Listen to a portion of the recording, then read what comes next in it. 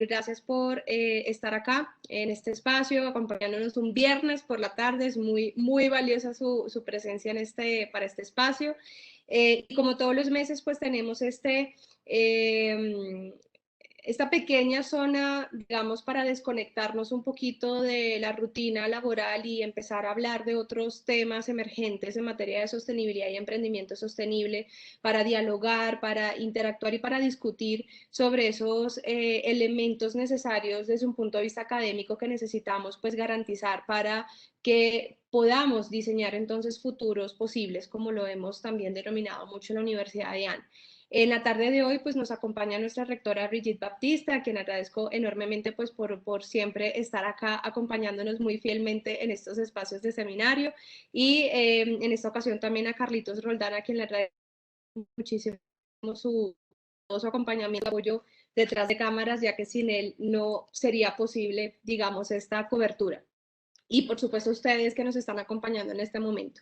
Mi nombre es María Eugenia Rinaudo, yo soy la coordinadora de sostenibilidad en la Universidad de IAN, y en la sesión de hoy pues también haré de directora de sesión, directora temática de sesión. Brigitte, no sé si quiere dar unas palabras de bienvenida, por favor, y también darnos, si quiere, una pequeña opinión, una pequeña reflexión sobre este tema que vamos a abordar hoy, bioinspiración para transitar hacia la sostenibilidad. Bueno, muchas gracias, María E. Un saludo muy cordial para todas las personas que nos están escuchando y viendo, ojalá. También un agradecimiento a Carlitos y al equipo técnico de la universidad por su apoyo. Con María E. hemos tenido un debate ya de varios años acerca de la manera en que los seres humanos interpretamos la naturaleza y cómo reconocemos su importancia como espacio de inspiración, como proveedora de servicios ecosistémicos, en fin, pero al mismo tiempo con una perspectiva compleja de ubicación de esa noción de naturaleza, qué tan distante está de nosotros como como una entidad, digamos, con una agencia muy propia, al punto de que pues muchas personas hablan de la madre naturaleza y de volver a la madre naturaleza o de restituir una relación con ella, como si nosotros como seres humanos no fuésemos naturaleza. Eh, y en parte esa es una discusión que está viva en todo el planeta, porque dependiendo del punto de partida o del punto de ubicación de nosotros en el mundo, el tipo de respuesta que proveemos a la crisis ambiental, porque indudablemente tenemos una crisis gravísima de extinciones y de pérdida de vida que hay que afrontar.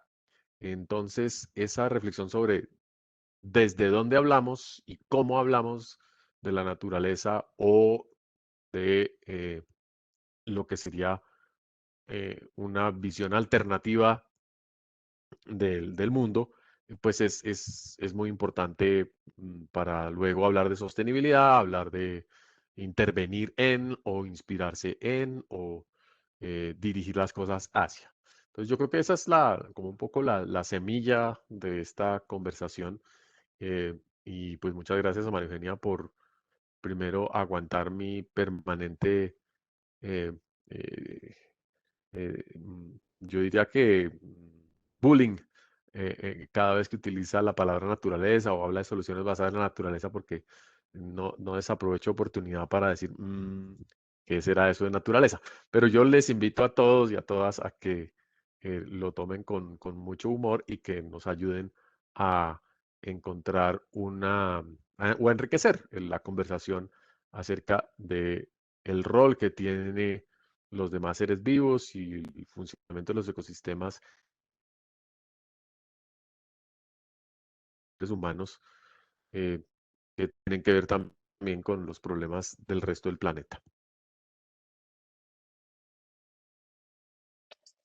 Brigitte, muchas gracias por esa bienvenida, y no, en efecto también quisiera que fuera una sesión súper dinámica, interactiva, muy chévere, donde podamos precisamente poner sobre la mesa aspectos, ¿no? Fuera de lo común cuando nos referimos a naturaleza.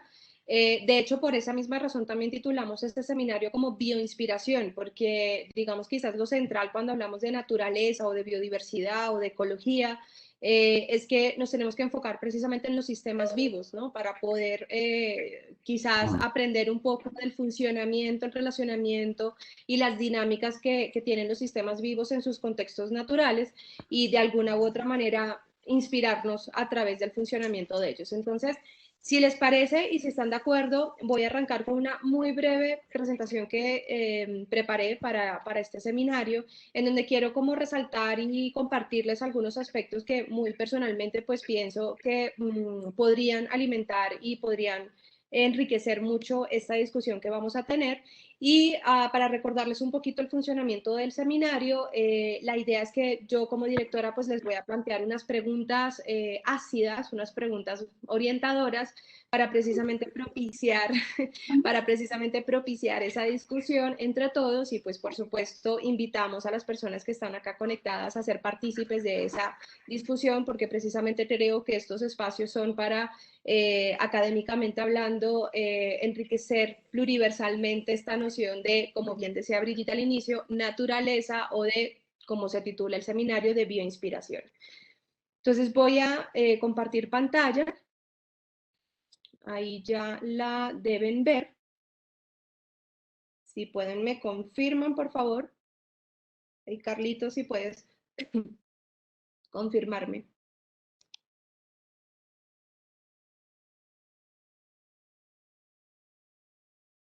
Listo, ahí ya. Entonces, pues, como les decía, titulé mi presentación como Bioinspiración para transitar hacia la sostenibilidad, que es el nombre realmente del seminario, cuando digamos que estaba ya en el proceso de desarrollar y de diseñar un poco la metodología y las lecturas que tuvimos, pues, digamos, para este seminario. Evidentemente salen a colación tres palabras fundamentales en este título. Es evidente, la bioinspiración, la transición y la sostenibilidad. Y es ahí, digamos, por esa misma vía es que yo quiero arrancar para contarles desde estos tres elementos, bioinspiración, transición y sostenibilidad, qué tipo de mantras me surgen a través de estos elementos y que quiero traer y que quiero compartir con ustedes para esta sesión de hoy. Voy a empezar con el primero, que es la bioinspiración, y es quizás el punto central que nos trae a discusión en esta tarde de viernes de hoy, y es que precisamente como decía Brigitte al inicio, y creo que va a ser fundamental al momento de la discusión, muchas narrativas se han planteado alrededor del concepto como tal de la naturaleza, ¿no? La biodiversidad y los servicios ecosistémicos están asociados al concepto de naturaleza, pero sin embargo tienen quizás un valor más instrumentalista. La Pachamama tiene un valor quizás un poco más de conexión incluso con culturas, con éticas, con formas de ver el mundo diferente, pero también con nuestra conexión natural. Y tiene, por supuesto, una fuerte conexión con las sabidurías ancestrales y locales. Sin embargo, cuando uno se pone a revisar literatura de personajes que voy a referir un poco después de mi presentación, pues uno entiende que realmente, digamos, este cuento nace desde los sistemas vivos, porque es que finalmente habitamos un planeta vivo, el planeta Tierra, incluso de acuerdo a la teoría Gaia, pues es un sistema vivo, es un sistema que se autorregula, que tiene unas dinámicas naturales, que tiene unos límites planetarios precisamente, tiene una capacidad de carga limitada porque al ser un sistema vivo pues tiene esas funciones. Entonces, cuando hablamos de bioinspiración, pienso que deberíamos orientarla o entenderla como una experiencia profunda con estos sistemas vivos. Y cuando hablo de una experiencia profunda, hablo de una relación y una interrelación con los diferentes componentes, funciones, dinámicas que estos sistemas vivos pues de alguna u otra forma mueven. Y obviamente siempre buscando que esta inspiración a través de los sistemas vivos pues sea o genere unos procesos de regeneración, que también les contaré un poquito más adelante por qué es tan urgente que de verdad nos enfoquemos hacia estados de regeneración a nivel planetario. También les pongo acá que para mí la bioinspiración es un acto creativo, porque cuando nosotros hablamos de bioinspiración en el diseño, de productos, de servicios, de arquitecturas, de diferentes formas de aplicar los sistemas vivos a los sistemas económicos, sociales, políticos, etcétera, evidentemente requiere unos fuertes componentes de creatividad y de curiosidad y de resiliencia también para que, digamos que los agentes de cambio que tratamos de aportar a, digamos, a transformar el mundo a través de la bioinspiración, quizás pues logre precisamente hacer las cosas de una manera innovadora, de una manera disruptiva. Pero también es una utopía ecológica, porque sin lugar a dudas tiene una fuerte conexión precisamente con el entorno ecológico, con los ecosistemas, con las especies, con la manera en la cual nosotros incluso nos estamos relacionando con ellos desde milenariamente. Y por supuesto, la bioinspiración de alguna u otra manera debe entonces hacernos transitar. Y ahí entonces surge la segunda palabra, que es la transición, estar en transición, que finalmente una transición vista desde una definición muy simple es pasar de un proceso A a un proceso B.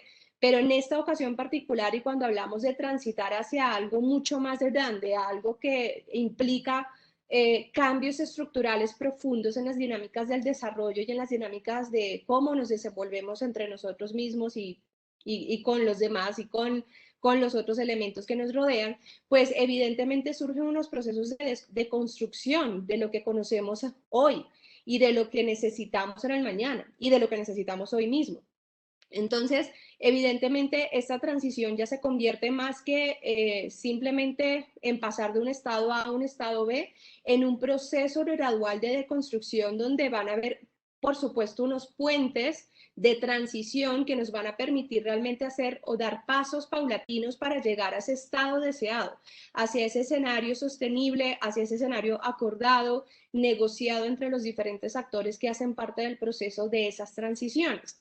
Y por supuesto, dentro de las transiciones también tenemos que deconstruir los paradigmas, porque evidentemente tenemos que cambiar el chip para no seguir replicando los mismos errores que ya hemos venido haciendo durante años y que sin lugar a dudas las crisis del mundo contemporáneo ya nos están llamando y ya nos están advirtiendo y ya nos están haciendo un llamado urgente a decir no más, no pueden hacer las cosas iguales, tenemos como civilización que cambiar nuestros paradigmas y quizás evidentemente tiene unos enfoques éticos alrededor de este cambio transicional, pero también tiene unos enfoques muy de gestión, muy institucionales, muy de gobernanza y de gobernabilidad, porque finalmente tenemos que dirigir ajustes institucionales también para propiciar esas transiciones y promover entonces esos escenarios hacia el futuro que nos permitan tener otras formas de vida, otras formas de producción y otras formas de consumo. Por último, mi tercer elemento, la sostenibilidad, que sin lugar a dudas se ha usado mal quizás la definición de sostenibilidad durante décadas, se ha vendido como un apellido, se ha vendido como un adorno y realmente la sostenibilidad debe ser una cualidad transversal de todos los sistemas económicos, los sistemas institucionales, los sistemas políticos, los sistemas ambientales. Cuando ya nosotros entendemos y deconstruimos los paradigmas alrededor de la sostenibilidad como una visión convencional y entendemos que la sostenibilidad realmente forma parte intrínseca de todo lo que tenemos que hacer para realmente garantizar que los futuros posibles existan, ahí es cuando entenderemos que realmente la sostenibilidad es la salida a las crisis que en este momento tenemos. Por eso desde la Universidad de AN también hemos cogido el rol, ¿no?, de propiciar estos cambios de conciencia o cambios de paradigma de la sostenibilidad. Dejamos de hablar de la sostenibilidad como se hacía en el 1986 y 1987 y ya estamos pensando en la sostenibilidad con una visión muy prospectiva, muy de escenarios tendenciales y a futuro que nos permitan entender dentro de los márgenes de maniobra que tenemos en este momento para cambiar el mundo, qué tenemos que hacer realmente para ser más sostenibles. Y aquí simplemente quiero cerrar con un mensaje para este elemento y es que no existe una fórmula mágica para ser sostenible, no existe una sola fórmula de hecho para ser sostenible, sino que existen diferentes vías para nosotros propender por la sostenibilidad y que dependiendo del contexto territorial, sectorial, etcétera, pues de alguna u otra manera vamos a poder intervenir o inspirarnos desde, por ejemplo, los sistemas vivos para potenciar estas opciones que tenemos para transitar hacia la sostenibilidad. También quería como aprovechar este contexto para hablar de 5 elementos que me parecen muy, muy importantes cuando hablamos precisamente de la bioinspiración, de la transición y de la sostenibilidad. El primero es que cuando hablamos de estos 3 elementos tenemos que pensarlo con que digamos que hay unas repercusiones y unas conexiones con efectos multiescala. Por ejemplo, el cambio climático de alguna u otra manera está causando impactos irreversibles e ingobernables sobre los diferentes sistemas, sobre todo los sistemas naturales y algunos sistemas sociales también, por supuesto. Ya en este momento, ya los estamos viendo, y escenarios ingobernables e irreversibles, es decir, no hay punto de retorno, no hay forma de volver atrás. Entonces, digamos que cuando ya empezamos a entender esta interacción de lo global, lo local y lo local, lo global, surge entonces esa noción urgente de hacer algo y de hacer muchas cosas, mejor dicho, de tener muchas respuestas oportunas para enfrentar esta crisis y de tenerla lo antes posible. Evidentemente necesitamos voluntad política. La ciencia nos está hablando. Acá les pongo un primer ejemplo, el más reciente ejemplo, está calentico, recién salido del horno, y es la reciente evaluación de la IPBES y del IPCC. Por primera vez se unieron las 2 plataformas más importantes en materia de biodiversidad y en materia de cambio climático, y produjeron esta evaluación que es muy, muy interesante, porque de alguna u otra manera es la ciencia hablándonos y diciéndonos hay unas conexiones intrínsecas entre el cambio climático y la destrucción de la biodiversidad, la desconexión con los sistemas vivos. Y acá están las opciones. La evaluación nos está hablando y nos está ya diciendo que existen opciones, que existen soluciones que podemos desarrollar, y muchas de ellas desde la biodiversidad. Soluciones inspiradas en la naturaleza, soluciones inspiradas en la biodiversidad, soluciones bioinspiradas, soluciones a partir de los sistemas vivos. Y esto evidentemente tiene que ser escuchado por los políticos, tiene que ser escuchado por los tomadores de decisión para de alguna u otra manera empezar a tomar decisiones acertadas en los territorios y en los sectores a partir de la ciencia. El tercer elemento, por supuesto, es la inteligencia colectiva, porque es que finalmente las comunidades, los movimientos sociales están ya tomando en cuenta y están ya permeando dentro de sus narrativas la necesidad que tenemos de transitar hacia un futuro sostenible, evidentemente no a expensas de la biodiversidad, sino con ella, ¿no? Con la naturaleza o con los sistemas vivos.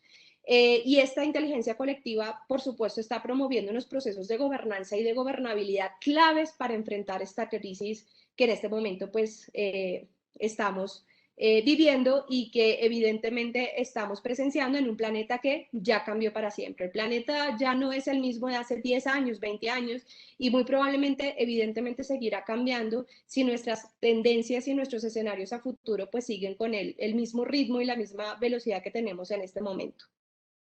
El cuarto elemento son las acciones con propósito, porque sin lugar a dudas cuando hablamos de estas soluciones bioinspiradas o de estas salidas a las crisis del mundo contemporáneo, pues tienen que ser salidas consensuadas, pero también salidas efectivas e integrales. No podemos seguir interviniendo o realizando este tipo de soluciones con una mirada, digamos, no holística. Tenemos que siempre propender por ese pensamiento holístico y ese pensamiento sistémico que nos va a permitir precisamente dirigir soluciones integrales a los problemas complejos del mundo. Entonces acá el pensamiento holístico es clave para que nosotros podamos saber cómo vamos a intervenir los diferentes sistemas, las diferentes dimensiones del desarrollo para poder evidentemente tener resultados complejos interconectados. Y el último elemento, sin lugar a dudas, es el emprendimiento sostenible y el emprendimiento climático, porque cuando en un mundo que cambia constantemente, que está cambiando constantemente y donde tenemos unos riesgos climáticos ahí, a la vuelta de la esquina, necesitamos realmente formar agentes de cambio o contar con agentes de cambio que son para nosotros los emprendedores sostenibles que de alguna u otra forma promueven estos cambios de paradigma y nos hacen transitar hacia futuros posibles, pero evidentemente con un ADN completamente lleno de sostenibilidad. Y sobre todo tomando una sostenibilidad no como como la que les decía ahorita, con una visión muy convencional, sino con una visión mucho más prospectiva. Cuando entonces hablamos de toda esta complejidad y de esta interacción entre los tres elementos, bioinspiración, transición y sostenibilidad, me surgen en mi cabeza los diferentes escenarios que tenemos como civilización para realmente entonces fomentar estos procesos de regeneración, como les decía al inicio de mi presentación. Entonces surge la noción de cómo vamos a potenciar los futuros posibles ante todo esto que está pasando en este momento, que los sistemas vivos de por sí se están viendo afectados. Una de cada 8 especies del planeta está en peligro de desaparecer, y eso nos lo dice la IPBES desde hace un par de años en su evaluación global de biodiversidad, donde nos aseguran y donde ahí pues, como les repito, la evidencia científica detrás que reitera esta necesidad y esta urgencia de tomar medidas concretas porque se está perdiendo la biodiversidad del mundo y muchas de las causas, por no decir casi que el 100% de las causas, son antropogénicas, son causadas por nosotros, por nuestras actividades humanas en el planeta. Entonces, cuando nosotros estamos como en esta situación de statu quo, de estado convencional o de estado actual, donde sabemos que están pasando las cosas, necesitamos potenciar ciertos cambios, no sabemos exactamente qué vamos a hacer o cómo lo vamos a hacer y si realmente vamos a hacerlo con la rapidez con la que se necesita y con la velocidad con la que se necesita, por supuesto, transitar hacia estas formas de producción, consumo y vida diferentes, surge entonces un elemento clave que les mencionaba ahorita, que son los procesos de gobernanza y de gobernabilidad. Y ahí incluimos todas las adaptaciones institucionales que necesitamos promover, ahí incluimos toda la inteligencia colectiva que se necesita promover en el marco pues, de precisamente estas transiciones hacia la sostenibilidad a través de los sistemas vivos o a través de la bioinspiración. Y por supuesto, cuando ya yo tengo, digamos, afianzados esos procesos de gobernanza y de gobernabilidad, pues pueden surgir estos tres escenarios que ven en pantalla. El verde, que es un escenario de mejoramiento, es decir, conduce a una nueva trayectoria hacia el futuro, con un escenario sostenible, con un escenario deseado, acordado, negociado, porque la sostenibilidad se basa precisamente en las negociaciones y en los acuerdos que puedan propenderse para, ¿no?, transitar hacia futuros precisamente posibles. Vemos cómo ese escenario de mejora entonces, o ese escenario de sostenibilidad, esa trayectoria nueva que se plantea, pues conduce hacia unos estados de regeneración que, de acuerdo, por ejemplo, a Daniel Wall, que es uno de los autores más fascinantes que existen en este momento sobre temas de culturas regenerativas, tiene un fuerte vínculo precisamente con la funcionalidad y las dinámicas y las maneras en las cuales nosotros nos relacionamos con los sistemas vivos. Pero tenemos la siguiente opción de que estamos en este estado actual y sabemos lo que estaba pasando, pero pues simplemente no sabemos qué hacer. Y en ese no saber qué hacer sigue pasando el tiempo y se nos presenta este escenario que ven en amarillo, que es en el de continuar en lo mismo. Es un escenario muy tendencial, muy convencional y no sabemos para dónde va a agarrar, si para arriba o para abajo, porque finalmente todo va a depender de las decisiones que tomemos, si son decisiones de sostenibilidad o si son decisiones de empeoramiento, porque siempre podemos estar peor a lo que estamos hoy en este momento, que es el escenario precisamente el rojo al cual no queremos llegar, evidentemente, que es un escenario dirigido directamente al colapso. Y ahí hay una fuerte también, digamos, sinergia, ¿no?, entre lo que sería el colapso de los sistemas vivos y el colapso de nosotros como civilización, en no entender que a través de los sistemas vivos podemos encontrar las diferentes soluciones para enfrentar la crisis. Y sin lugar a dudas, si llegamos a este escenario de colapso, pues estaríamos siempre alimentando ese escenario de degeneración que en este momento con nuestro statu quo, pues estamos hasta cierto punto alimentando a través de nuestra fósil dependencia, a través de las prácticas insostenibles de pesca, las prácticas productivas sobre todo, pero también las prácticas de desconexión, ¿no?, entre nosotros mismos, entre la civilización y, pues, perdón Brigitte, con la naturaleza o con los sistemas vivos. Entonces, cuando hablamos entonces de estos enfoques de regeneración y de degeneración, entonces surge ahí la clave de que precisamente para, digamos, explorar las soluciones hacia la regeneración o hacia la degeneración están los sistemas vivos ahí para apoyarnos, porque finalmente son esa base o ese pilar clave que dentro de la bioinspiración conducen a la innovación y a la disrupción, como les pongo en la lámina, porque evidentemente la innovación transformativa y la disrupción deben ser piezas claves al momento de nosotros inspirarnos precisamente en los sistemas vivos. Precisamente cuando entonces surgen autores como Hans Jonas, Thomas Friedman, realmente Fritjof Capra, es decir, son autores que históricamente nos han dicho y nos han hablado, nos han hecho ese llamado de atención contándonos la historia de los sistemas vivos y cómo los sistemas vivos se están transformando constantemente y cómo los sistemas vivos nos pueden enseñar que históricamente ellos se han adaptado a las condiciones cambiantes del clima, a las condiciones cambiantes del entorno y a las condiciones transformativas, ¿no? que nosotros mismos como sociedad antrópica hemos producido.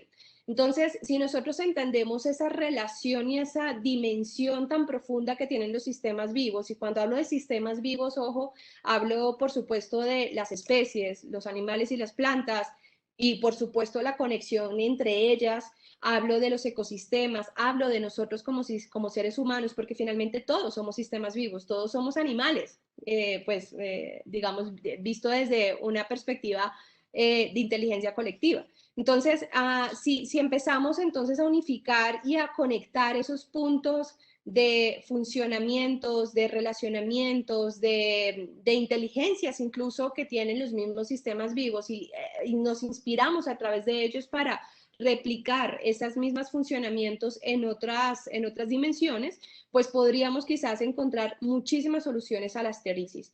Evidentemente acá existen algunas metodologías y algunas herramientas que se han ido desarrollando a lo largo del tiempo. Una de las más famosas quizás es la biomímesis, que digamos o apalancada por Janine Benyus, ella ha hecho y ha transformado, digamos, la manera en la cual las personas pueden acercarse a la biomimética para precisamente emular las funciones de la naturaleza en otros sistemas no vivos, ¿no? En sistemas económicos, en sistemas políticos, en sistemas institucionales.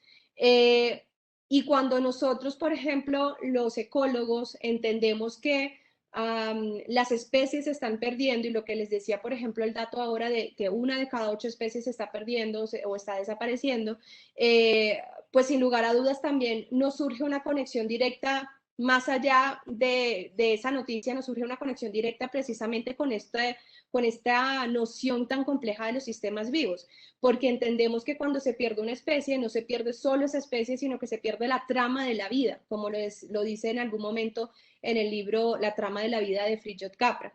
Entonces, esto es simplemente como un llamado de atención en el cual nosotros debemos precisamente entender la urgencia y la importancia que tenemos en este momento para apoyarnos en los sistemas vivos y procurar precisamente esa innovación transformativa de las diferentes apuestas perdón, no sé qué pasó acá, por las diferentes apuestas que tenemos a partir de la biodiversidad. Esperen un segundo porque no sé por qué se me desconectó esto.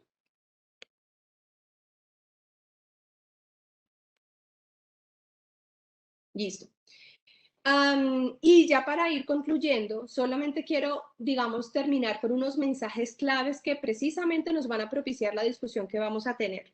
Y es que después de haber visto todo esto y entender, digamos, la situación que en este momento tenemos y nuestro quizás, por así decirlo, nuestra desconexión con los sistemas vivos, surge entonces darle la vuelta a la propuesta y decir, bueno, es que sin la biodiversidad y los servicios ecosistémicos no vamos a poder cumplir los objetivos de desarrollo sostenible, no vamos a poder cumplir la Agenda 2030. Quizás cambiando la forma en la cual nosotros nos enfocamos en el mensaje, podemos enganchar quizás a los tomadores de decisión, enganchar a los inversionistas, enganchar a las personas que de alguna u otra forma tienen poder de decisión frente a, digamos, las dinámicas económicas, sociales y políticas del mundo y poder llevar el mensaje de que a través de la vida o a través de los sistemas vivos surge esa base de la pirámide para nosotros, o entonces fomentar el desarrollo y el crecimiento. Pero evidentemente fomentar el desarrollo y el crecimiento no a expensas de la biodiversidad, no como se ha hecho históricamente, sino a través de otras dimensiones. Y entender al desarrollo y al crecimiento desde otras miradas nos permite entonces empezar a decir, bueno, es que yo tengo que transitar desde el enfoque o de esta era antropocéntrica en la cual me meto hacia una biocéntrica, donde yo entienda que voy a poner la vida en el centro, que voy a, digamos, propender por un desarrollo realmente regenerativo, hacia un crecimiento regenerativo que nos permita estar en contacto con los sistemas vivos y que nos permita también propender por bienestar y justicia para todos, no solamente pues pensando en un bienestar hacia el ser humano, sino un bienestar para todos. ¿Por qué? Porque ya igualmente, como les he dicho hasta ahora, pues la ciencia ya nos ha estado advirtiendo, hay muchísima evidencia también científica que nos ratifica de que, como ven aquí en la imagen, pues evidentemente los sistemas naturales son la base para cumplir entonces esta Agenda 2030, que entre comillas o entre paréntesis no será una agenda de sostenibilidad perfecta, pero es la que tenemos en este momento y es, digamos, una oportunidad que nosotros tenemos como civilización para empezar a hacer las cosas diferentes y transitar precisamente hacia nuevas formas de ver el mundo y hacia nuevos paradigmas. Evidentemente entendemos también o deberíamos entender que las funciones ecológicas que cumplen los sistemas vivos son puentes transdisciplinarios y que por esa razón también necesitamos de todos, necesitamos la acción colectiva precisamente para fomentar estos procesos nuevos de cambios de paradigma hacia una era biocéntrica. Y por último, obviamente, para poder cumplir con esta Agenda 2030, para poder realmente apalancar esfuerzos hacia la reconexión con los sistemas vivos, pues necesitamos garantizar también un diseño holístico. Y cuando hablo de un diseño holístico, hablo de un diseño a todo nivel, un diseño de acciones institucionales, pero un diseño arquitectónico también, pero un diseño de políticas públicas que sean, digamos, holísticas y que vayan, por supuesto, en concordancia con lo que los sistemas vivos nos están comunicando en sus propias dinámicas y en sus propias funciones. Y eso lo podemos lograr a través de lo que les pongo acá en la pantalla, aplicar la innovación en los sistemas complejos. Evidentemente, vivimos en sistemas complejos y tenemos que aplicar precisamente las nociones de innovación transformativa necesarias para esto, honrar las sabidurías tradicionales, pero también reconocerlas e integrarlas en el marco de lo que hacemos, porque acá hay un fuerte vínculo también entre los sistemas vivos y, por supuesto, las sabidurías y las prácticas locales y ancestrales. Dar la bienvenida al emprendimiento innovador, les decía ahora al inicio que precisamente nosotros desarrollamos toda, digamos, esta urgencia con la cual comunicamos y en la cual acompañamos también a emprendedores sostenibles, es la base precisamente para fomentar la innovación dentro de estos sistemas complejos. Y por último, no menos importante, construir redes. No podemos seguir trabajando solos y mucho menos en estos temas digamos, de biodiversidad, bioinspiración, sistemas vivos, que necesitamos precisamente de esa acción colectiva para garantizar esos mínimos viables para diseñar futuros posibles. Y ya por último, entonces les presento, después de esta muy breve contexto que les preparé y que quería compartir con ustedes, para que empecemos la discusión y empecemos a hablar un poco sobre estos temas que me parece que, digamos, va a ser retador hablar en 1 hora y media de bioinspiración y de cómo esto nos puede apalancar procesos de transición hacia la sostenibilidad, pero pensé en, digamos, dividir estas preguntas ácidas para discutir en 4 categorías. La primera categoría, donde quiero que nos enfoquemos más hacia lo que es el tema de la gobernanza y la gobernabilidad, con esta pregunta. ¿Cómo promovemos transiciones de un modelo de desarrollo extractivista a uno que incorpore los valores de la biodiversidad y sus contribuciones? Recuerden también que, pues, lo que les decía un poco, vivimos en este momento una era antropocéntrica, somos fósil dependientes, contamos con una economía extractivista a nivel prácticamente mundial, pero imagínense que un modelo de desarrollo esté basado en la biodiversidad, esté basado en el turismo de naturaleza, esté basado en nuevas formas de aprender con la biodiversidad y de inspirarnos a través de ella. Entonces, ¿qué tendríamos que hacer? ¿Cuáles serían esos irrenunciables precisamente para promover una transición de un modelo extractivista a un modelo más enfocado en poner la vida en el centro, como les decía ahora? La segunda pregunta y categoría, la categoría es sobre innovación y producción tecnológica. Y la segunda pregunta es, ¿cuál es la capacidad de la innovación y la producción de conocimiento para impulsar soluciones bioinspiradas? Y sobre todo en un país como Colombia, donde contamos con un Ministerio de Ciencia, Tecnología e Innovación, ¿cuál es la capacidad que tenemos en este momento arraigada para precisamente impulsar este tipo de soluciones bioinspiradas? Y por supuesto, ¿qué necesitamos también en el país para esto? La tercera pregunta, más orientada hacia la ética y la cultura, es de qué manera la bioinspiración puede promover acercamientos a campos transculturales. Les decía ahora que los sistemas vivos y este tema de la bioinspiración también tiene una fuerte conexión precisamente con estas sabidurías ancestrales, con estas prácticas locales. ¿De qué manera vamos a generar ese vínculo más fuerte y vamos también a acercarnos a estas formas de ver el mundo que quizás para nosotros son diferentes, pero que igual hay que reconocerlas e igual hay que integrarlas en el marco de las decisiones de innovación social y tecnológica que se apliquen? Y por último, una pregunta más de gestión del conocimiento, y es cómo vamos a incluir la bioinspiración como parte vital de las nuevas tecnologías, que quizás son tecnologías muy precisamente tecnologías duras que dejan de lado precisamente esta manera en la cual, por ejemplo, sabidurías ancestrales ven el mundo, o inclusive la misma naturaleza, entre comillas, o los mismos sistemas vivos, pero también de otras ciencias, como las ciencias exactas, por ejemplo, u otro tipo de ciencias que de alguna u otra manera todavía no ven en la bioinspiración como parte clave de este contexto. Y acá les cuento solamente que a mi modo de ver, por ejemplo, la química es una de las áreas del conocimiento que quizás más se acerca a la bioinspiración, porque de alguna u otra manera ha encontrado unos puntos de encuentro interesantes o unas sinergias interesantes para precisamente promover soluciones químicas basadas en la bioinspiración. Pero ¿qué pasa con las otras ciencias? ¿Qué pasa con las otras áreas del conocimiento? Entonces, con base, pues, digamos, a estas cuatro preguntas, pues abro el panel, el micrófono, y pues no sé si igual Brigitte quiera iniciarla para propiciar la discusión, no sé si quiera empezar o si abrimos el micrófono a alguien más.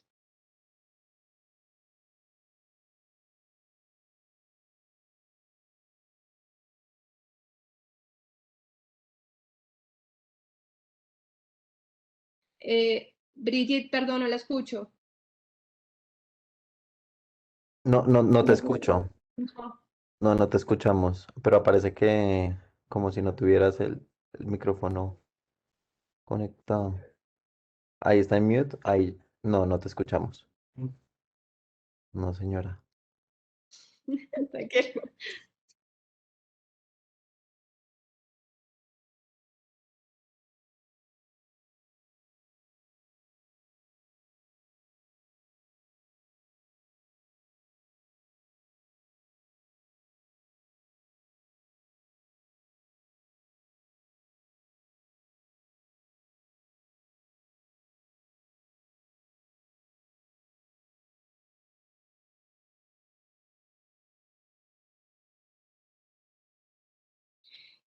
Igual, no sé, mientras se acomoda el micrófono de Brigitte, no sé si hay alguien que quiera en este momento, pues, contarnos algo sobre todo las preguntas que acabo de hacer, sobre las cuatro preguntas. ¿Alguien que quiera enriquecer con algo?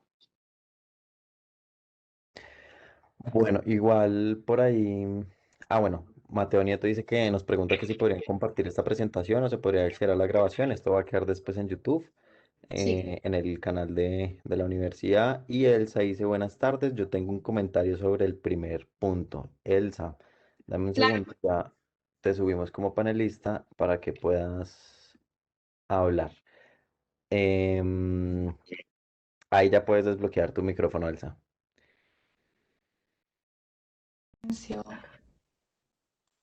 Ok.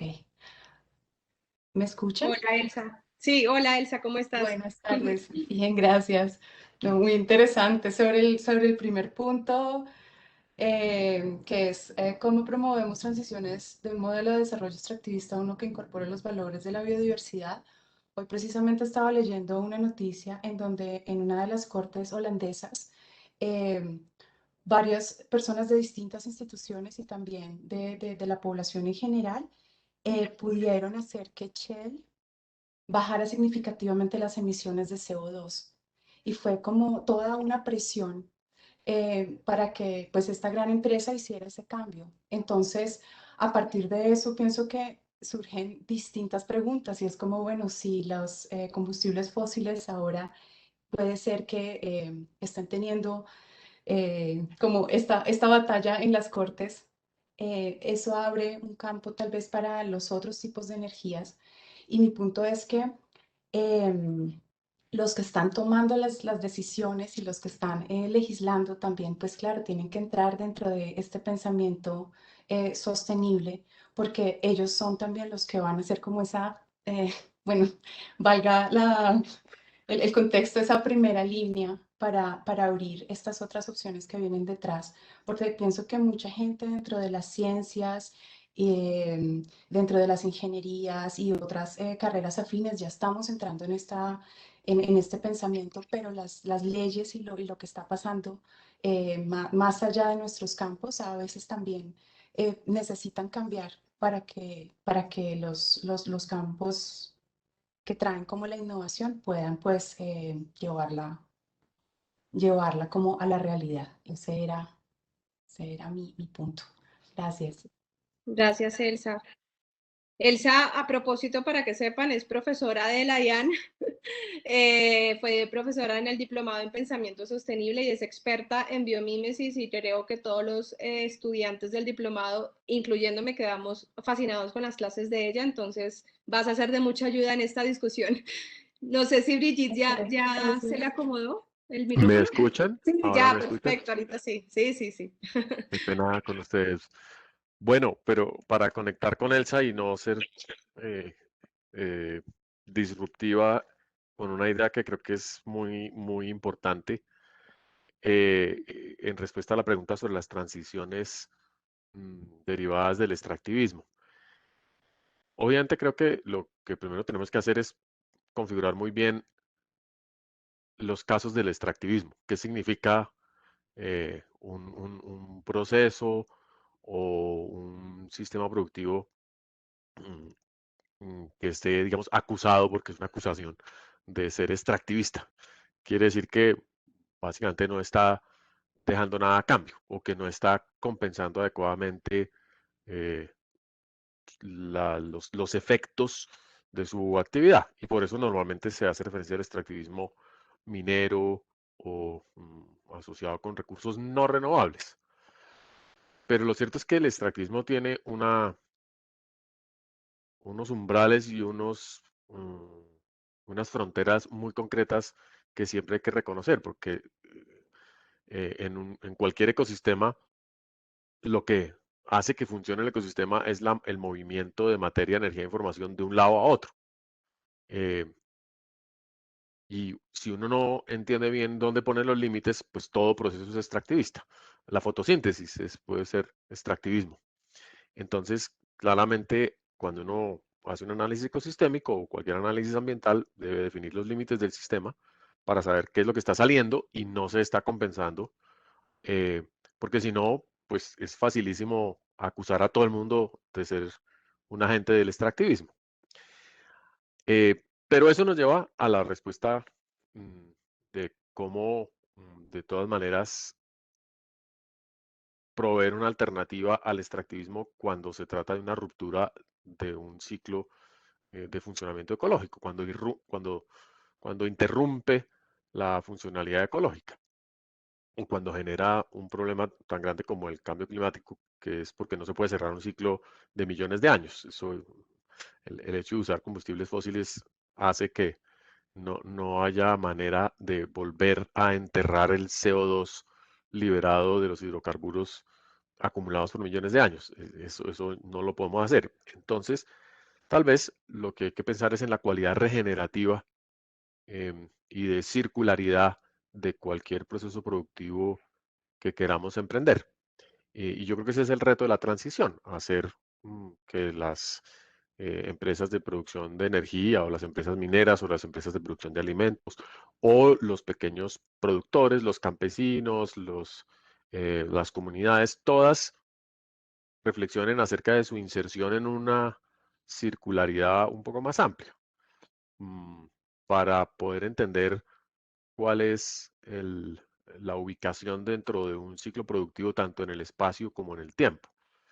Eso es importantísimo en términos de comercio internacional, por ejemplo. Si vamos a importar productos europeos para Latinoamérica a un costo muy alto, o a exportar productos mm, nativos hacia Europa, la balanza comercial es un indicador muy pobre. No nos dice nada acerca de los efectos ecosistémicos de esos intercambios. Entonces, ahí se puede hablar de extractivismo en ambas vías y nadie ha planteado el extractivismo como algo que, por ejemplo, ejercemos nosotros en relación con otros países, que los países que consumimos productos extranjeros también estamos promoviendo el extractivismo, eh, así no lo cobren con sangre, pero de todas maneras ahí hay una circularidad eventual. Entonces, la noción de regeneración hoy en día nos permite plantearle a las actividades económicas y a sus agentes en cada momento una serie de actividades de compensación, pero no como la compensación normativa, sino de compensación integral, asociadas con el uso o transformación de una materia prima o de un producto silvestre. Entonces, yo creo que a todo el mundo habría que preguntarle, bueno, ¿y usted cómo compensa? ¿Usted cómo se convierte en un agente no extractivista, sino cómo está construyendo un bienestar que no afecta negativamente a terceros? Entonces, en la universidad hemos desarrollado la aplicación, y María Eugenia es la autora, Foresta.bio. Y le pregunta a las personas cuál es su deuda de carbono. Y todo el mundo dice, pero yo no tengo ninguna deuda de carbono. Pero claro, todos construimos nuestro bienestar sobre un presupuesto de emisiones de carbono que no compensamos adecuadamente. Todos somos cómplices del extractivismo en la medida en que no cerramos el ciclo. ¿Cómo cerrarlo? Bueno, a través del comercio justo, a través de sembrar árboles. Eso es lo que permite Foresta Bio, te calcula la huella de carbono, dice, compensa por lo menos el carbono de cierta manera. Ahora, si estamos movilizando productos más complejos,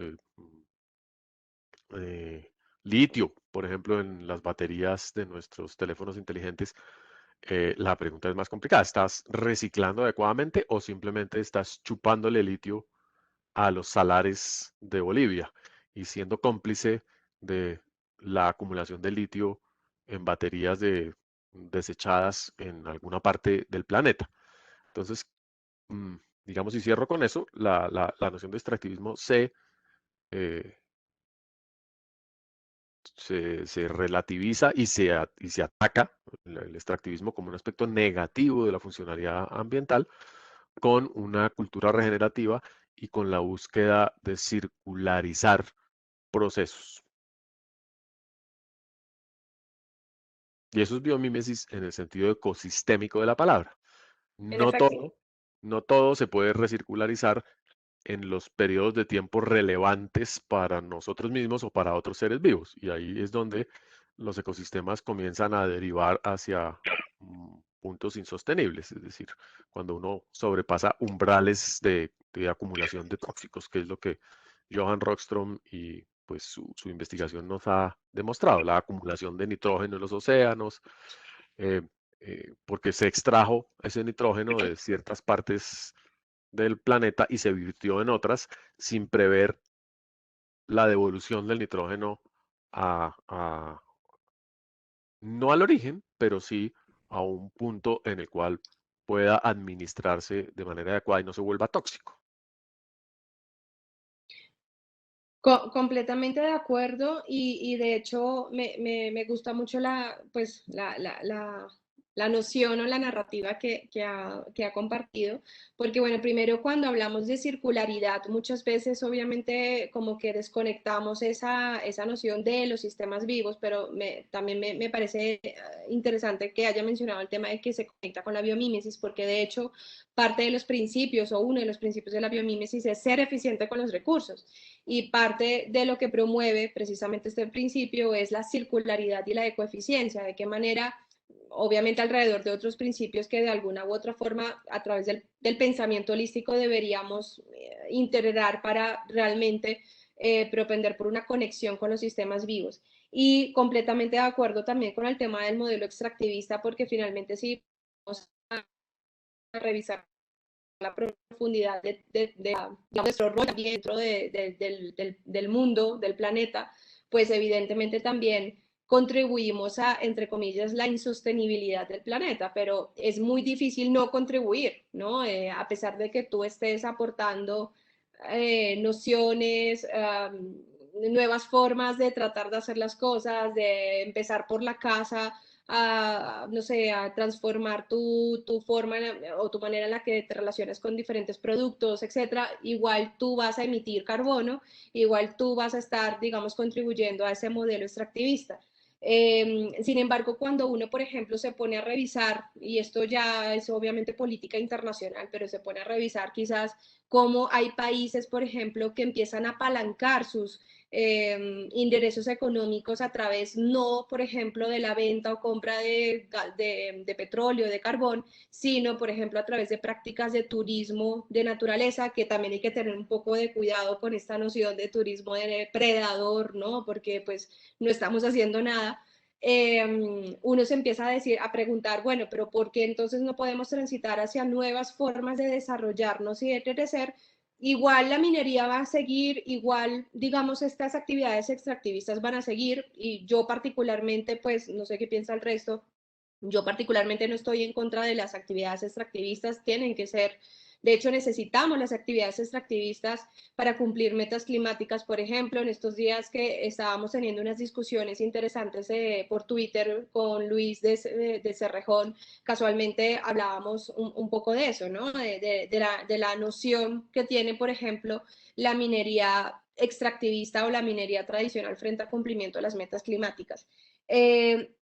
Yo ahorita, bueno, sé que hay una pregunta, perdón, bueno, es un comentario pregunta de Manuel, entonces si quieren le damos la palabra a Manuel y ahorita como que retomamos un poquito esta primera pregunta. Ahí Carlitos, porfa, si me ayudas a subirlo.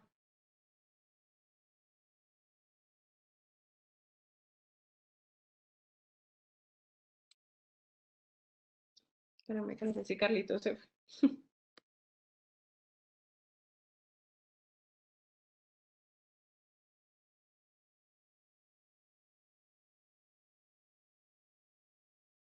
O por el chat que nos la plantee. Sí.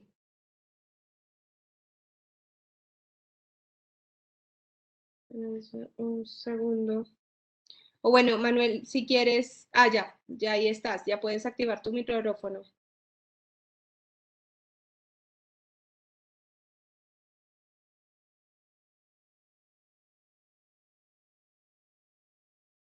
Manuel, ¿nos escuchas? No te escuchamos.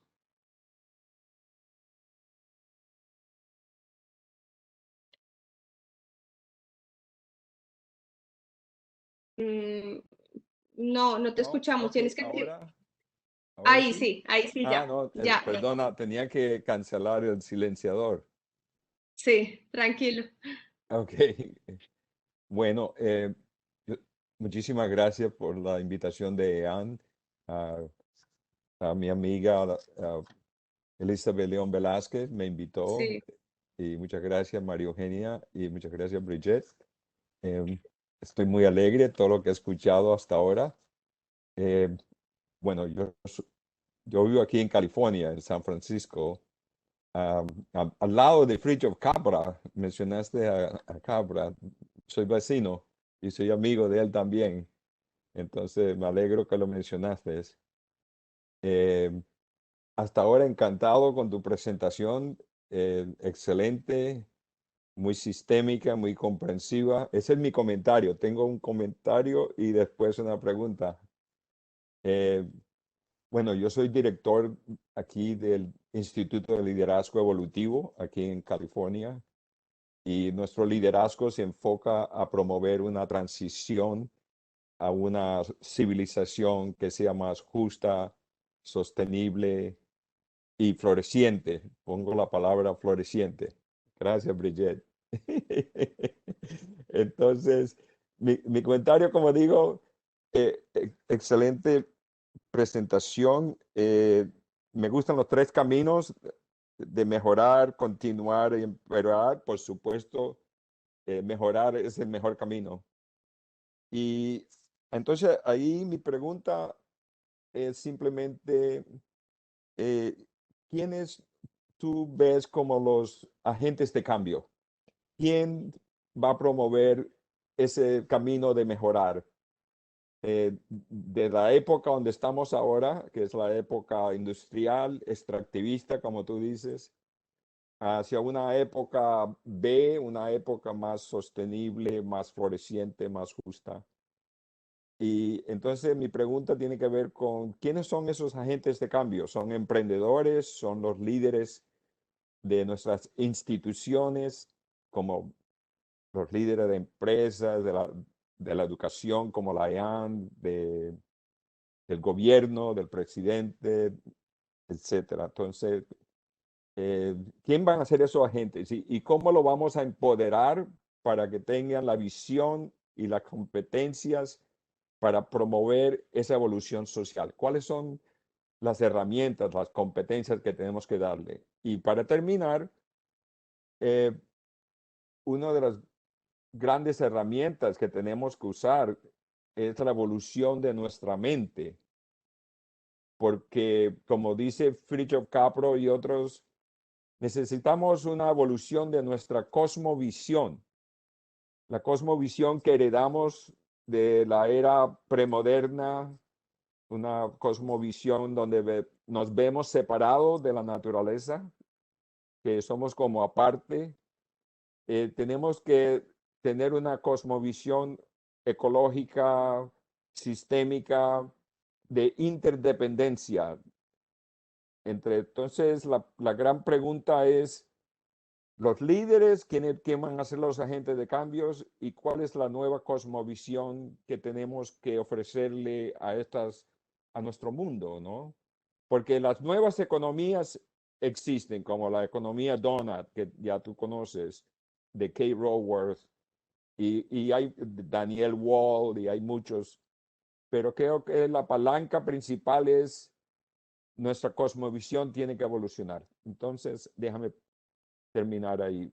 Y muy alegre estar aquí con ustedes. Muchas gracias. Esa es mi pregunta. Está bien.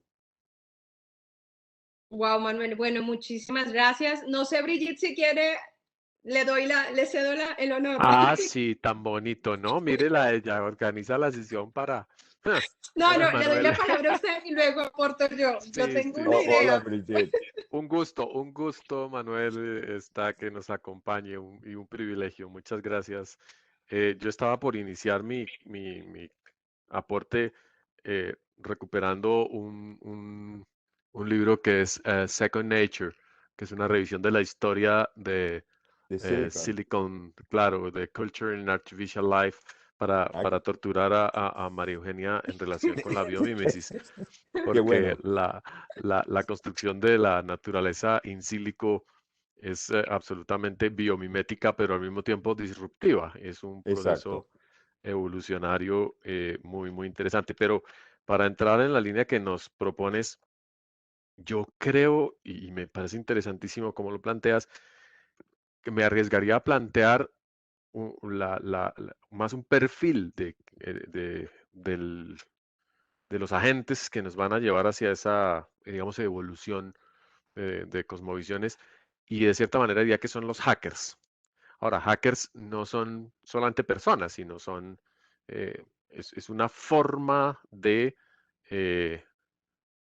interpretar el código o los algoritmos que definen la evolución, cómo los leemos y cómo insertamos alternativas innovadoras para proveer nuevas emergencias, es decir, para tratar de que aparezcan nuevas condiciones y empezar a generar saltos evolutivos en muchas partes. ¿Qué significa un hacker? Un hacker ético, obviamente, es un Sí, sí. hackeo en el sentido de tener una perspectiva disruptiva o también deconstructiva, un poco en lingüística y un poco en teoría cultural, que nos ayude a pensar fuera de la caja, ¿cierto? Eh, a partir de una interpretación de las posibilidades y la potencia que tiene la reorganización de un sistema y dentro de la flexibilidad que nos dan sus umbrales. Entonces yo creo que el hackeo bien planteado nos ayuda a encontrar soluciones con la lógica con que la biología las ha encontrado, o la evolución, más que la biología, Ujú. porque la evolución viene desde aspectos químicos y bioquímicos. Y llenarnos de innovación que puede ser puesta a prueba en ambientes artificiales o en ambientes también digitales, etcétera, etcétera. Entonces, yo creo que hay instituciones que pueden ser instituciones hacker, digamos, Ajá. ONGs, el pensamiento indígena definitivamente hoy en día se constituye en un mecanismo de hackeo del pensamiento convencional occidental. La interculturalidad es un sistema de hackeo ético muy interesante y la interdisciplinariedad. Lo que pasa es que nunca lo hemos planteado así porque hemos sido demasiado políticamente correctos y nos da mucho Sí. susto que se inserten, digamos, en nuestra lógica y no la revuelvan. Pero es exactamente lo que hay que hacer. Y yo creo que para eso el arte es fundamental. El arte es uno de los elementos más disruptivos, pero al mismo tiempo más interesantes para uno hacer conciencia de la potencia que tiene la evolución. Y yo lo tenía para la respuesta del punto cuarto, digamos, cómo a través del lenguaje, del arte, de la ficción, de las nuevas narrativas, de la construcción de escenarios, logramos de cierta manera proponer reinterpretaciones de las situaciones sistémicas del presente para sacudirlas y reorganizarlas con esa perspectiva de la complejidad. Muchísimas gracias, Bridget. Me- gracias por esa. Me gustó esa cosa del hacker. Me gustó. Eso es todo aquí especulando, ¿no? Esto es No, no. aprovechando que estamos poquitos para poder ser irresponsables. No, me gustó. Y eso también de la recuperación de las, por ejemplo, de los indígenas, nuestra sabiduría indígena y Colombia que tiene mucho, por supuesto. Entonces hay que recuperar eso. Claro, porque Gracias. nosotros no hemos logrado, por ejemplo, entender realmente cómo funciona una selva húmeda tropical y cómo Sí. vivir satisfechos y contentos en una selva húmeda tropical. Siempre nos sentimos obligados a destruirla para reemplazarla por otro sistema. En cambio, los pueblos indígenas nos ofrecen la opción de pensar distinto, pero para eso debemos permitirles entrar en nuestro sistema de pensamiento, en nuestras instituciones y un poco cambiar el algoritmo. Y eso es un cambio cultural. Y ahí es Es donde viene el rediseño de la cosmovisión, en mi opinión. exacto, Porque la claramente. cosmovisión, si la evolucionamos, puede entrar un poco de la sabiduría indígena, no solamente de Silicon Valley. Claro, por supuesto, sí. Bueno, Yo iba a empezar gracias. con los cyborgs, pero terminamos en la pregunta 4. Pero ahora sí te toca a ti, María. No, pues después de esa respuesta, no, pero acertadísimo, yo creo que de hecho precisamente responder a estas preguntas tan complejas de una manera en la cual uno no se lo espera. No me esperaba que usted fuera a responder hackers, pero no me impresiona, es decir, o sea, la conozco mucho y sé que evidentemente está, digamos, inmersa en esto. No me sorprende, pues, a lo que trato de decir.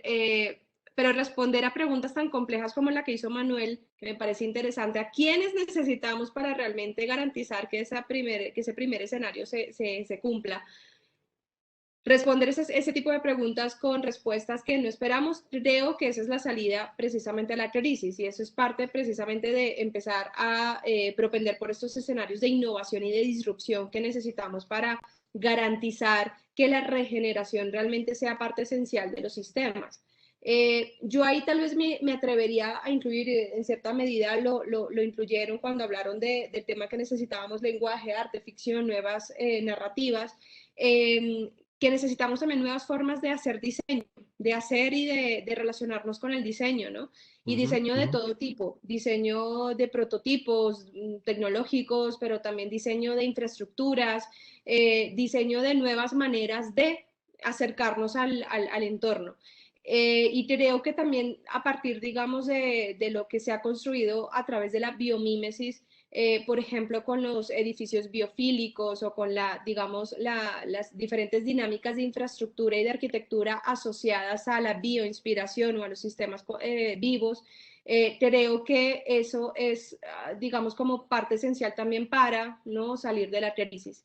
Pero también me atrevería a decir, y si hablamos como de perfil, que los economistas son súper necesarios. Finalmente creo que todos somos necesarios para contribuir a ese escenario, hacia ese primer escenario de sostenibilidad y de mejora continua.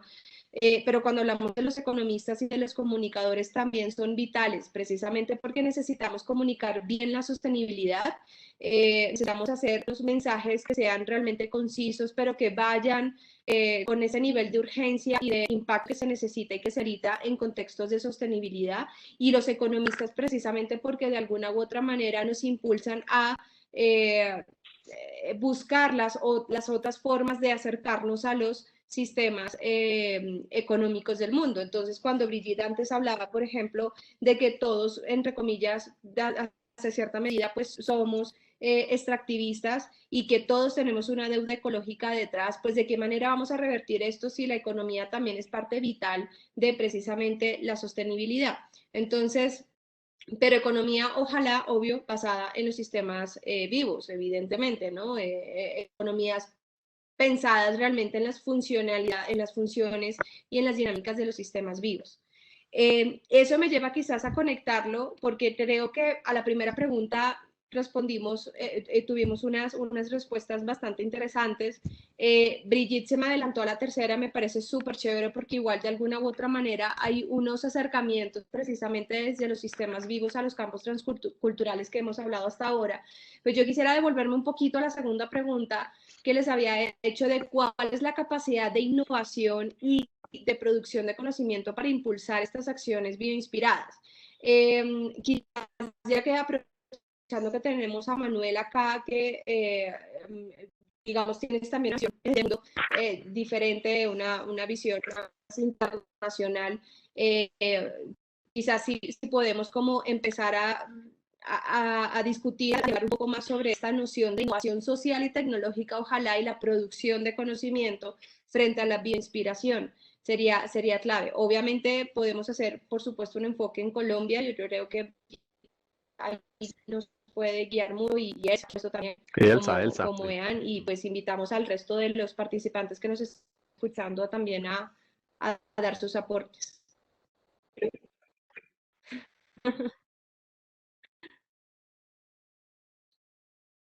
Bueno, no sé quién sabe, Elsa o alguien más de los que nos está escuchando ahorita.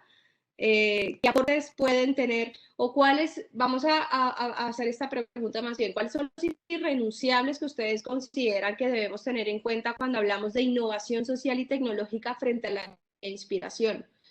¿Cuáles son esos irrenunciables y esos elementos que nos van a permitir realmente implementar bioinspiración o acercarnos a la bioinspiración a través de la innovación social y tecnológica? Sí. A mí me gustaría plantearle a Elsa un elemento, digamos, potencialmente controversial, que surge de la idea de la incrementalidad en la innovación o la orientación de la innovación en términos mm, de copia de procesos orgánicos o de copia de procesos ya existentes, es decir, eh, de cierta manera de soluciones que ya la evolución ha previsto versus mm, la ruptura de esos procesos y la incorporación de nuevas vías que por supuesto también la encontramos en la evolución todo el tiempo. La evolución no es continua. La evolución tiene brincos y tiempos de reiteración o iteración de procesos. Pero pareciera que en este momento de la historia, por ese temor que tenemos o esa culpa por haber dañado el planeta, por haber acumulado demasiados actos disruptivos, estamos volviendo o tratando de volver a una imagen del funcionamiento ecológico bastante conservadora. Entonces, si queremos volar, pensemos en Da Vinci, en las aves y no en el hidrógeno o en las baterías de tal cosa o en Star Trek. Si queremos alimentarnos mejor, pensemos en cómo comen las bacterias, cómo degradan y no en suplementos vitamínicos y dietas artificiosas. En fin, y en la IPBES, en la plataforma de biodiversidad, por ejemplo, la discusión sobre la incrementalidad versus el cambio transformacional está muy viva. Y porque la gente te recomienda todo el tiempo, no, hay que volver como a ciertos funcionamientos estereotipados de los ecosistemas. Y otros dicen, no, hay que acabar de desordenar el mundo y mirar a ver cómo logramos estructurar esos nuevos Frankensteins en el futuro, porque es la única forma que nos vamos a poder adaptar al cambio climático. Pues muchas gracias, Brigitte, por pasarme la pelota. Bueno, pues como yo le había comentado antes a María Eugenia, yo soy una bióloga que viene desde el lado de biomecánica y así mismo también me he ido dando cuenta que sí, que puede ser que mi visión desde la biología sea tan conservadora y estas charlas me han empezado a abrir la mente. La charla que escuché el otro día sobre energías, cuando hablaron sobre em, capturar la energía solar fuera del planeta y traerlo, para mí fue así como abrir la mente, porque yo hasta ahora había estado pensando en las soluciones que estaban dentro del planeta. Todavía bastante desde la emulación estoy trabajando en aprender la parte de sistemas, porque totalmente desde la biomecánica vengo y hoy estaba leyendo un libro y caía en cuenta que con la biomecánica yo vengo más como estaba leyendo evolución y las causas próximas, algo así como, ok, a este problema le encontramos esta solución en vez de ver de dónde viene el problema y cómo pues la naturaleza ha ido por distintas estrategias y ha solucionado de esta forma ese problema, no basarme solo en la solución.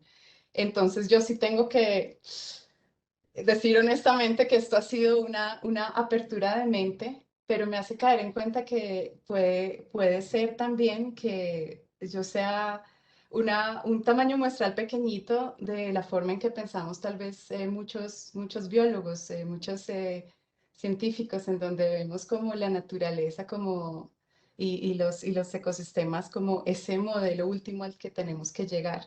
Entonces también cuando hablas de los hackers y cuando hablaron de las otras fuentes de energía, caigo en cuenta que hay otras opciones que pueden propender por la sostenibilidad y que hasta ahora tal vez, no sé si por estar abriendo hasta ahora la mente a esas opciones, estoy yo cayendo en cuenta que existen. porque claro, yo sé que pues para algunas soluciones es como si yo tuviera un catálogo y puedo ver, ok, para mejor captura de agua, esto, para, no sé, mejor captura de energía, esto, otro. Y ahora es ver a nivel de sistema las muchas opciones que hay también dentro de las muchas disciplinas que existen. Entonces, sí, mi respuesta honesta es que yo estoy abriendo, abriendo como esta parabólica para ver distintas opciones y que sí, que la visión puede ser inicialmente para mí conservadora y es muy interesante eh, abrirme a lo que hay allá afuera. No, y yo también soy bióloga, Elsa, y perdón, me tomo la palabra otra vez, y eh, siempre ha sido una pregunta de fondo, obviamente, la pregunta más importante que tenemos como disciplina es ¿qué es la vida? Y cómo opera la vida en el presente, cómo viene operando, cómo se despliega, y finalmente qué aspecto de la vida venimos siendo nosotros como unos seres absolutamente raros digamos, en la evolución y en la organización de los sistemas. Eh, y eso hace que tenga exactamente esa misma impresión siempre. Lo que pasa es que soy más vieja y he estado más expuesta digamos, a los golpes de la ingeniería, por ejemplo. Me dicen, pero ¿usted qué está pensando? ¿Que la vida, que lo orgánico resuelve todo? No, no, no. Aquí tenga una varilla y ¡tin! Y entonces, como que de repente empieza uno a hablar de ecología urbana y se pregunta, el hábitat humano como producto de nuestra historia evolutiva es un hábitat, es un ecosistema. Hace 20 años la gente no hablaba de ecosistemas urbanos en su gran mayoría, o hace 30. Hoy en día hablamos de ecosistemas urbanos, lo que pasa es que son ecosistemas tremendamente disfuncionales, que tienen muy baja productividad primaria, que tienen relaciones de dominancia de una especie sobre otras increíbles, pero son ecosistemas finalmente. Eh, y si podemos entonces construir ecosistemas eh, humanos más eficientes, más en términos ecosistémicos. Y si para eso nos inspiramos, por ejemplo, si Cartagena debería inspirarse en un modelo de manglar ciénaga y si Villavicencio debería inspirarse en un modelo de selva eh, andina y si Puerto Carreño debería inspirarse en un modelo de sabana.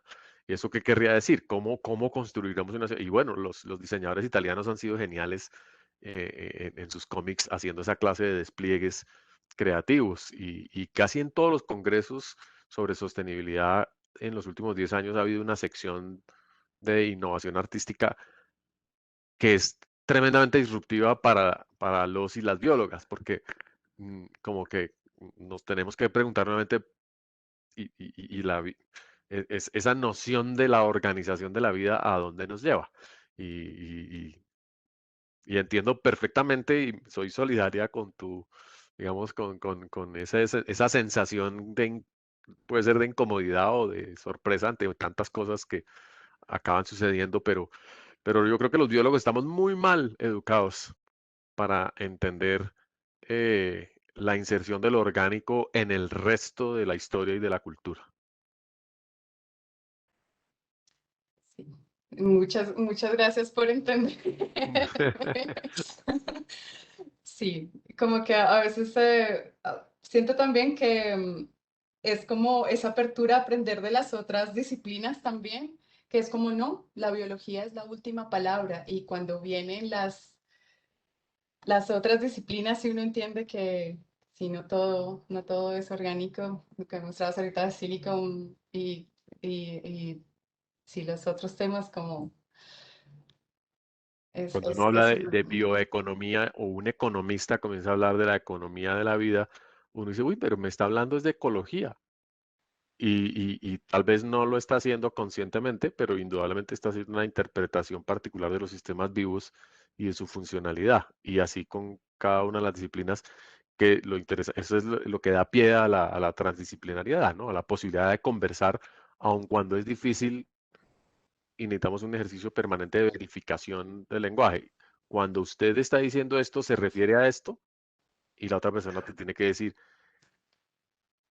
puede ser, explíqueme un poco más, y acaba uno o dándose cuenta de que no, de que la bioeconomía era una metáfora muy distinta de la ecología, o que realmente sí estábamos hablando de lo mismo, estábamos hablando de las mismas pesquerías y del mismo lago y de las mismas entidades que componen un ecosistema, pero con otra carga, ¿cierto? Yo creo que el que mejor ha hecho esa lectura lingüística es Howard Odum en su trabajo sobre energía y sociedad, ¿no? Gracias. Y Sí, ahí wow. perdón, Aquí está Manuel levantó la mano, creo. Es que, ¿sí? No, no. no veo la manito. No, pues igual yo solamente quería decir que ustedes han dado unas claves súper geniales para precisamente responder la cuarta pregunta que tenemos sobre la gestión del conocimiento y cómo podemos entonces incluir la bioinspiración en estas otras áreas del conocimiento. Yo creo que han hecho unas intervenciones o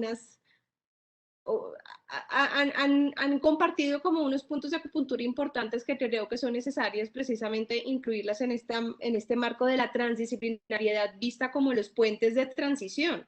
Porque es que, si se recuerdan entonces, cuando hablábamos inicialmente en la presentación, que les comentaba sobre los tres elementos esenciales de este seminario, que es la bioinspiración, la transición y la sostenibilidad, ¿cómo vamos entonces a construir sostenibilidad a través de la bioinspiración si no es a través de la transdisciplinariedad, de las diferentes formas de ver el mundo, de las diferentes formas de aplicar soluciones, de las visiones pluriversales también que en algún momento pues Arturo Escobar, Jorge Richman, en el diseño de transiciones o en las propuestas de diseño de transiciones han apalancado, y se refiere un poquito también a la identidad cultural, ¿no? Ahí cuando Brigitte mencionaba el tema de, por ejemplo, si Cartagena se debería debería de inspirar el diseño de sus urbes a través o a partir de los manglares.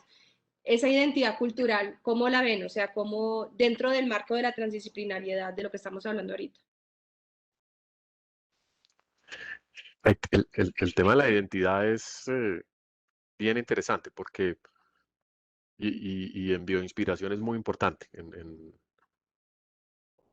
porque la biomímesis, por ejemplo, busca isomorfismos con procesos orgánicos o con identidades orgánicas. Entonces, plantea distintos niveles de imitación, de simulación, de réplica o simplemente de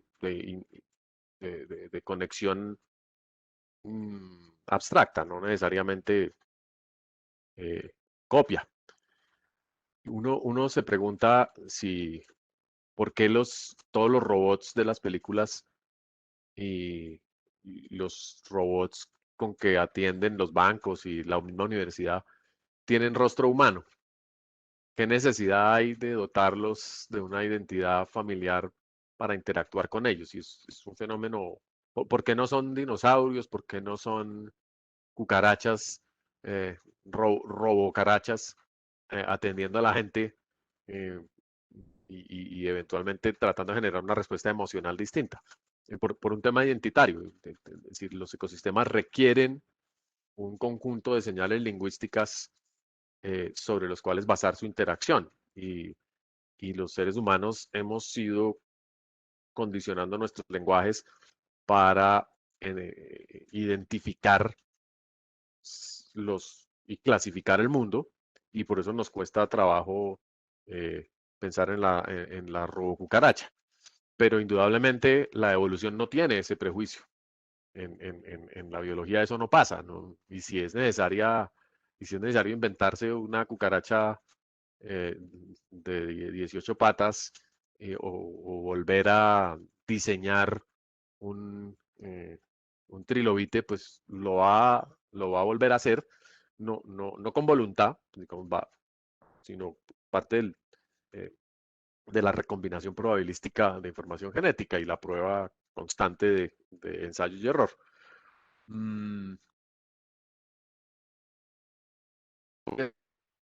Es una pregunta muy perversa y aprovechando que somos poquitos, porque si aquí hubiese otras personas me daría un poco más de temor.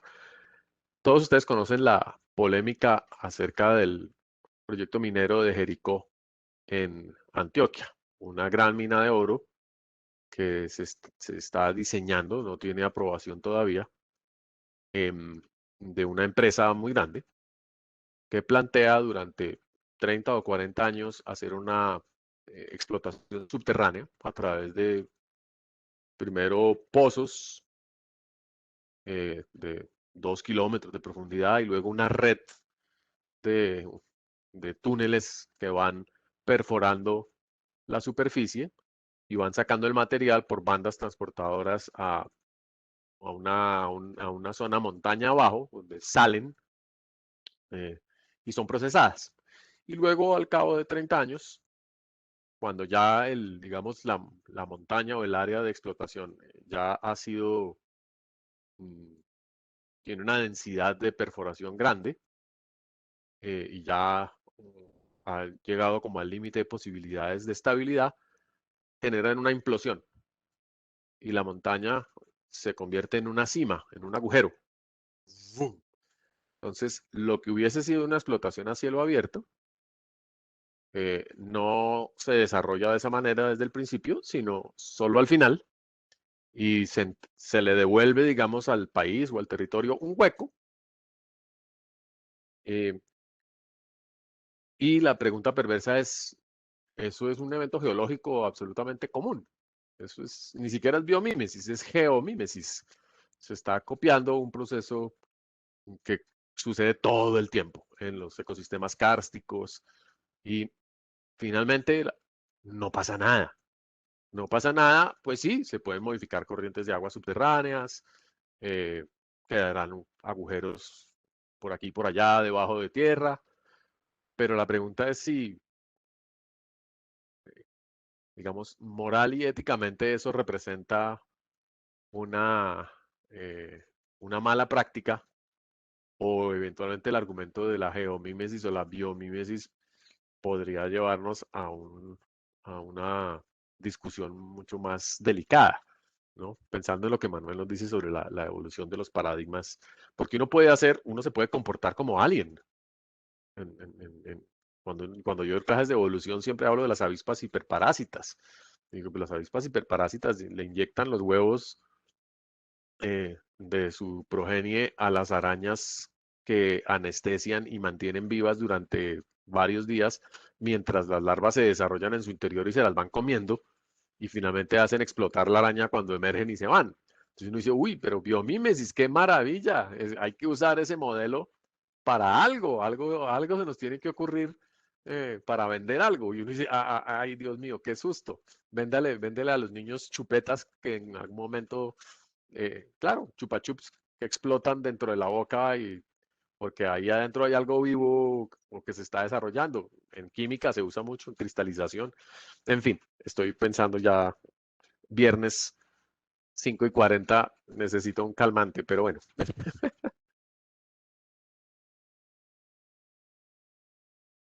No, me dio mucha risa. Perdón, solamente para, ¿cómo se llaman las abejas? ¿Abejas qué? Las Avispas.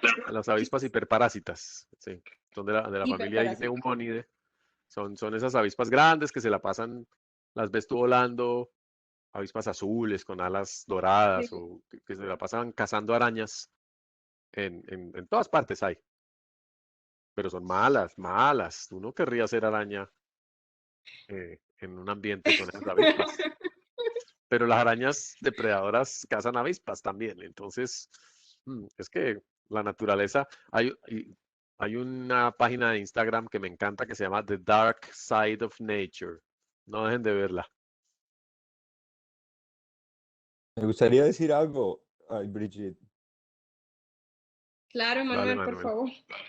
Sí, bueno, el ejemplo de esa mina en Antioquia es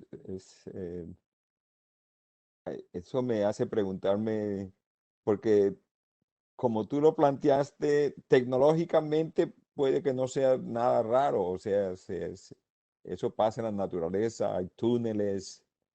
eh, mi, mi inquietud tiene que ver otra vez con la cosmovisión que tenemos de nuestro planeta.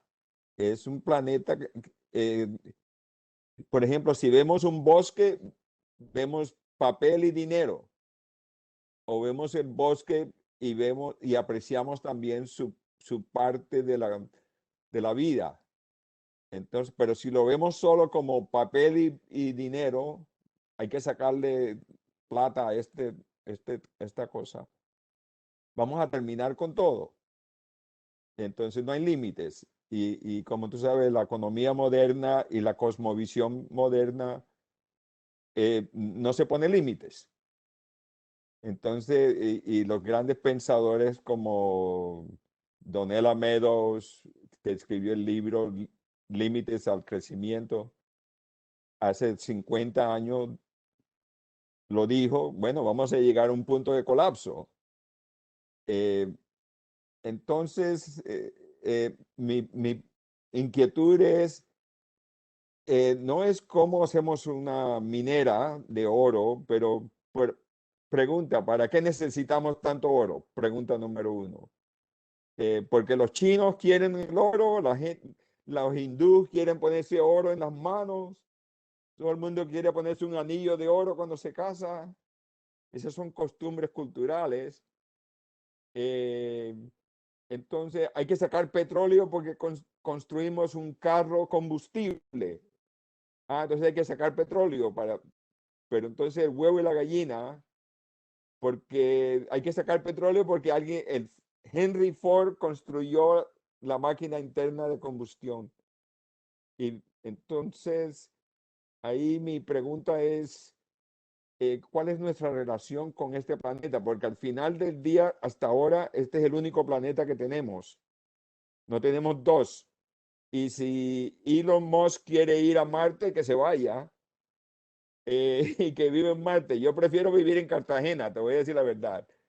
Yo nací en Cartagena de Indias y me gustó tu ejemplo porque creo que Colombia podría construir ciudades ecológicas impresionantes. A mí Colombia tiene tanta diversidad que, que ni los europeos se imaginan, porque por eso vino Humboldt de Alemania. Y se quedó así, cuando vino Humboldt a Colombia, se quedó así, wow, yo nunca había visto tanta cosa. Entonces mi preocupación es, ¿qué vamos a hacer con este planeta que es tan bonito, por un lado, que, que es el único planeta que tenemos como seres humanos hasta ahora? Porque al final del día hemos pasado por 5 extinciones hasta ahora, que tú sabes, y la última acabó con los dinosaurios hace 65 millones, porque tampoco soy romántico, porque la Tierra no le importa al ser humano, No. déjame decirlo. La Tierra, la evolución y la Tierra no le importa Manuel Manga, no le importa. Estamos aquí 2 millones y en 1 millón estamos, chao. Ok, nada más quería parar con eso. Entonces... En un viernes a esta hora, Manuel. Vámonos por la cerveza. Exacto, ahí vamos. ¿Tú sabes cuál me gusta? La Colombia Club, la roja. Esa es mi favorita. Te ofrezco, nos merecemos una. ¿Consigues allá? Voy a ver. La Club Colombia Roja. Gracias por ese recuerdo. Bueno, esa es mi opinión de De cómo acuerdo. vamos a hacer el oro. Porque yo te digo, Brigitte, yo he trabajado con empresas extractivas. Por ejemplo, trabajo con Anglo American allá en Chile, que es la más Ajá. grande. Y entonces la cosa no es que el cobre, la cosa es qué hacemos con la tierra y el agua y el cobre y para qué. Porque si el capitalismo, como yo lo conozco, dice hay que sacar más cobre, ¿por qué? Porque Wall Street dice que hay que ganar más dinero. No, ahí yo digo no, Wall Street está loco. No le pongan, entonces hay que ver el sistema completo. Ahí está, chao. Gracias.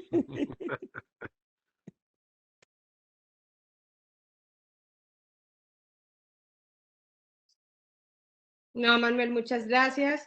Y pues no, en serio, gracias a todos. Creo que ha sido de verdad muy, muy bonito los aportes que hemos tenido hasta ahora. Y creo que hasta cierto punto se han logrado responder las cuatro preguntas, las cuatro interrogantes. Sé que obviamente faltan muchas, eh,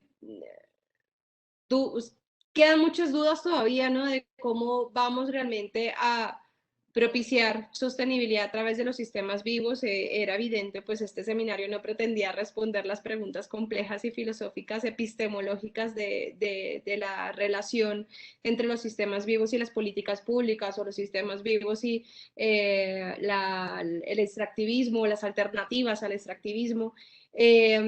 Yo lo que quisiera es que aprovecháramos estos 12 minuticos que nos quedan para hacer un cierre, si les parece, ya que a ustedes, sobre todo Elsa, Manuel y pues por supuesto Brigitte, han estado muy participativos. Me gustaría como que hiciéramos un cierre, que nos pudieran compartir una reflexión final, y yo ya, digamos, al final de que ustedes hablen, pues ya cerrar el seminario, si están de acuerdo. Entonces, no sé si iniciamos con usted, Brigitte, si le parece, o quiere hacerlo ya al final. No, no, no, pues si ¿Le quieres, hablamos sí. agua de una vez? Listo. Yo creo que el aporte o la reflexión de la bioinspiración e incluso la biomímesis es fundamental en la medida en que promueven una perspectiva donde el principio vital está por encima de todo, mantener mantener la vida y la vida en funcionamiento. Entonces, mm, nos impulsa a reflexionar de nuevo sobre qué significan los sistemas vivientes, cómo operan los sistemas vivientes, cómo solucionan retos adaptativos, eh, cómo innovan. Y en un país como Colombia, con esa diversidad que tenemos, esa, eh, digamos, ese mensaje es muy, muy importante. Es muy distinto vivir en el piedemonte del Putumayo que vivir en el eje cafetero o en las selvas del piedemonte chocuano, porque aun cuando están llenas de vida, la operación compleja de esos sistemas es absolutamente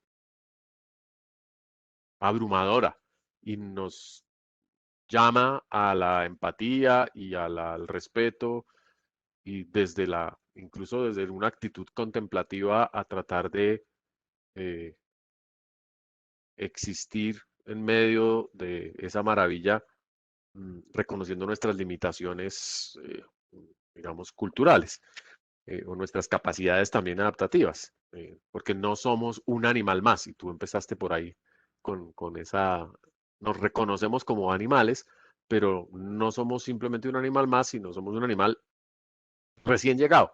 Es decir, en Colombia estamos hace 12.000 años, 14.000 como mucho. Entonces, eh, tenemos que aprender a reinsertarnos en esos sistemas vivientes de alta complejidad. Y yo creo que ese es el valor que tiene pensar con una perspectiva bioinspirada. Gracias, Brigitte. Si quieres, Elsa, si quieres dar algún mensaje final. Sí, yo me quedé pensando en la palabra identidad porque como que eh, conectó varias ideas, como siempre buscamos lo conocido. Y ahí viene también lo de, desde la biología, a veces pensar en una forma muy conservadora, pero entonces también como abrir los ojos porque, y eso fue algo que me quedó grabado, como que esa concepto de identidad puede entonces no ser relevante necesariamente para la naturaleza y gracias a eso ha evolucionado a distintas formas. Entonces fue algo que me quedó grabado de hoy y bueno, ahí lo pensaré para biomímesis también, como, ok, ¿hasta dónde va ese límite de la identidad y cómo abrirlo aún más? Gracias. Mil gracias, Elsa. Manuel, no sé si quieres decir Sí, algo ya para cerrar. sí, para cerrar brevemente, primero que todo, encantado de estar en esta presentación tuya y muy buena y estar en esta conversación. Gracias a Leán. Eh, eh, lo único que añadiría ahí, me gusta eh, en el camino de mejorar, que es el que yo prefiero, el que recomiendo y que creo que es el que tenemos que invitar a las personas a entrar a ese camino de mejorar, no el de continuar o empeorar.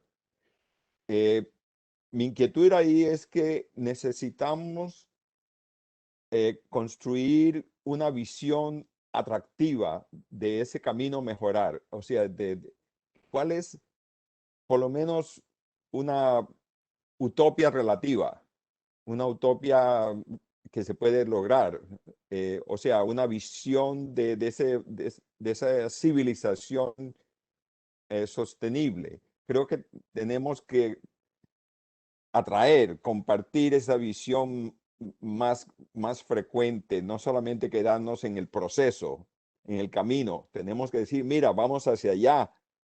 Ah, en esa nueva utopía, por ejemplo, en mi opinión, vamos a trabajar 3 días a la semana, no 5 días. En mi opinión, vamos a jugar más, vamos a, vamos a tomar más cerveza, lo que sea, vamos a tener más tiempo de aprender, a disfrutar. Entonces, creo que hay que hacer un mejor marketing de esa visión, porque no podemos hablar solamente del calentamiento global, eso asusta a la gente también. Entonces, mi fórmula es, debiéramos hablar del problema de hoy, un 30% y un 70% la visión futurística.